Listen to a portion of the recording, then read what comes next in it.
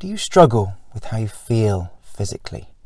Do you feel that age is creeping up on you and you're feeling old and down and low, and you feel that maybe, where's your life going and what's the purpose of it? If you do, then stay tuned. Hi, I'm Jeff and welcome to Think You're Happy. We are the Think community and we're here to change your mind to create the success and happiness that you deserve and need in your life. So this video has really come about from experiences in health and social care, and also with people I know. And I've studied psychology and people's behaviours for many years, and it's something that I think is really important to focus on. So this video is really, do not let age determine your health. So really, it's about the age is just a number. Some people get so hung up on how old they are. They get depressed, they get low on each passing decade. They hit their 20s, their 30s, their 40s, their 50s, their 60s, and so on. And it's almost like another nail in the coffin, or another chink on your tombstone. And I think it's so unnecessary, and it can impact on your mental state, and it can impact on how you feel physically and what you do with your life and how you move forward, and the sort of chances you take and the experiences you take and how you move forward in your life. So I want to look at a little bit at that today, and to look at changing your minds maybe about that. Now, I think a lot of it comes from people I know, people I've worked with, and in the community, and hospitals and hospices even, and people I know just from friends and family. A lot of it comes from how they see themselves and their biological age.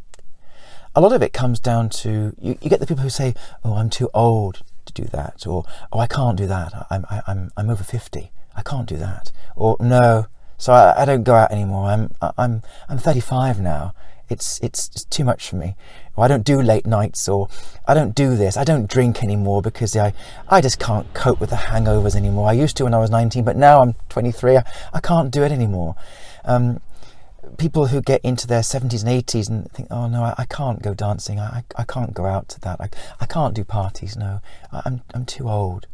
That mentality is speeding you towards an early grave, or at least a very boring life until you do shuffle off the earth.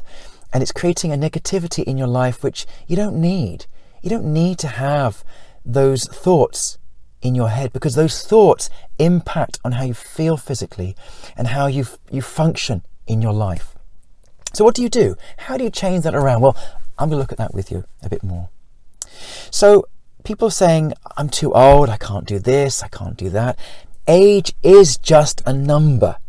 Yes, you have impacts of health and sometimes very serious diseases, and I understand that. But it's how you approach that disease. I've worked with people who have got some very awful diseases, but how they approach that disease is quite different. Some of them in their 30s and 40s and 50s and 60s, but how they approach the disease changes the game for them. I've had people with Parkinson's disease. Even if about Parkinson's, it can shut down the body at various parts of the day, and it can be really debilitating. It can really affect people's ability to function. But I had this one woman many years ago. She's sadly passed away now, and she had Parkinson's for many years, quite a long time actually. I think about 10-15 years, which is quite a long time for anyone with a disease really. But her frame of mind was positive, she was proactive, and she never let her age or her disease stop her from doing anything.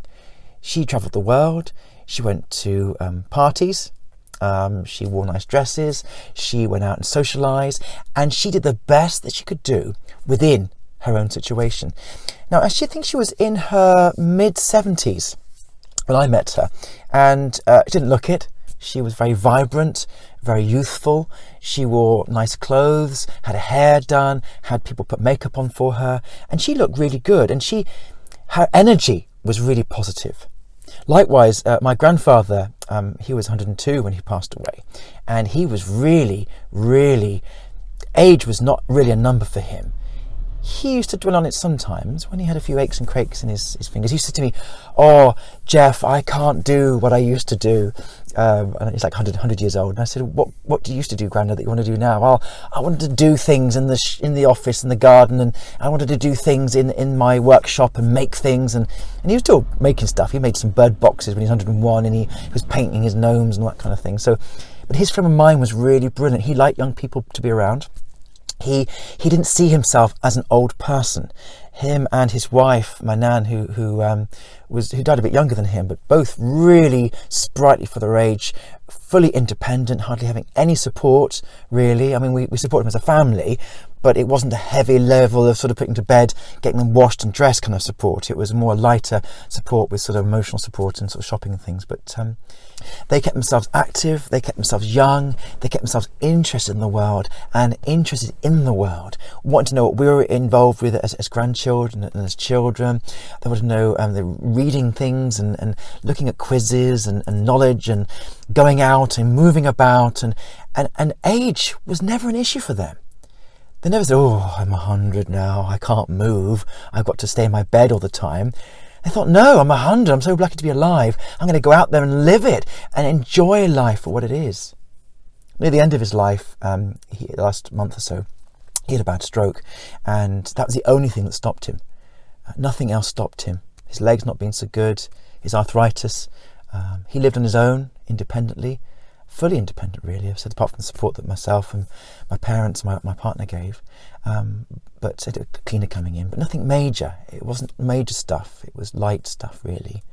Although at the time it felt a lot. But the thing I'm trying to get at is it's how you speak to yourself, how you tell yourself you're going to be at any certain age. Keeping yourself young. You know, if you're feeling down, if you've got hair, go and have a haircut. Go and have a massage. Join the gym, exercise. Stretching is really brilliant. And if you see my sort of methods for keeping yourself fit and active, keeping yourself stretched, doing some yoga, fitness, eating well, lots of water, lots of vibrant foods, alive foods, kefir is very good, natural probiotics for your stomach, vitamins and things. Keeping yourself live and healthy and well can affect how you feel about your life and who you are. So I think that's really important to focus on.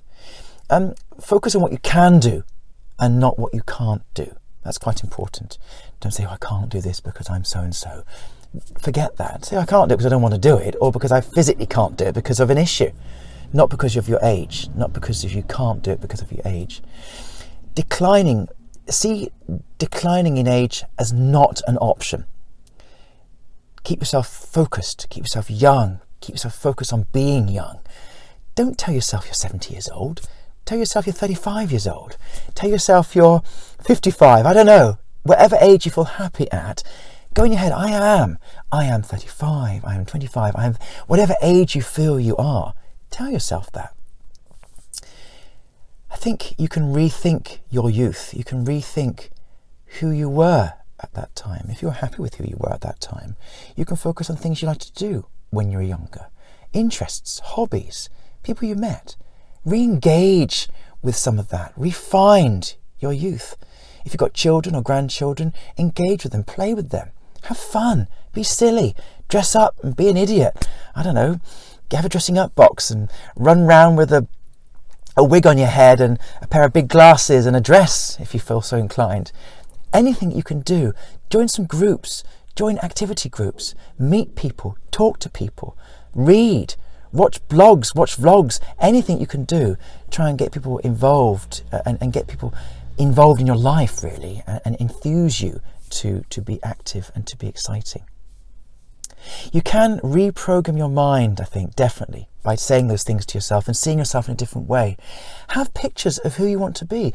If you're say 55 and you've put weight on and you're not feeling so great, tidy yourself up. Have an aim. Have a picture of who you want to look like. If you're a male, I don't know, Jason Statham. If you're female, I don't know, maybe Sandra Bullock. Put a picture of them on your wall. Start dieting. Eat well, eat healthy as I said before, exercise. Try and get to a point where you feel better about yourself. Get yourself some new clothes. Keep trendy, keep fashionable. Take a young person out with you and look at what looks good on yourself. And try different things. Try new foods. Try new music. Anything, really. There was an experiment in the UK a couple of years ago where they took a group of older people who were in a care home, I think they were, and they put them in a situation which made them relive parts of their youth, their teenage years. I think they had sort of memorabilia and music around which sort of looked at recreating their youth, and they brought young people in to be with them. And what they showed from that research was that input, that mental and psychological input into their brain, reprogrammed them, and they become younger, both mentally and physically. They did tests, like age tests on what sort of mental age you are and what physical age you are, and they did see a significant, I think it was like 5 or 10 years difference in how they were when they started the experiment. And that's amazing. This is science. It's been proven. There's research out there about this sort of stuff. So I think it's really important that you do take that on. Age is just a number. You don't have to be the age that you are. It's all in your mind. Even if you're living with an impairment of some kind, you can live the best that you can within that impairment. You can change things around, and you can focus on what is in your life, what exciting stuff's in your life. Don't focus on what's missing. Don't focus on the negatives. Don't focus on what you can't do. Focus on what you can do, what you have in your life, what brilliant things you have in your life, and live your life. Live your life, and you'll feel younger, you'll feel more vibrant, you'll feel better about yourself, and you'll live the best life you can and be happier. And that's all we want for you in the Think community. Hope this has been good for you. Give us a thumbs up if you can.